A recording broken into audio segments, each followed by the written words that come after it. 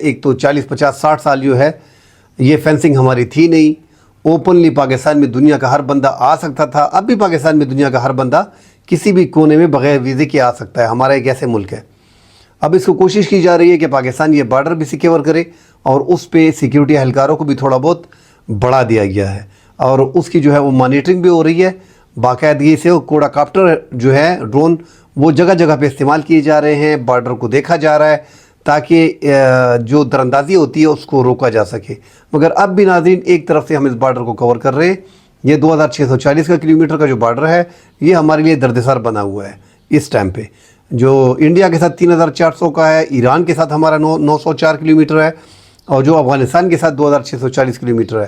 ان سب میں دونوں اطراف میں انڈیا اور ایران اور پاکستان یہ اپنے بارڈر کو باقاعدہ مینیج کرتے ہیں, مگر افغان طالبان اپنے بارڈر کو مینیج نہیں کر پا رہے اور پاکستان اکیلے جو ہے وہ اس 2640 کلومیٹر کے لمبے بارڈر کو خود مینیج کر رہا ہے.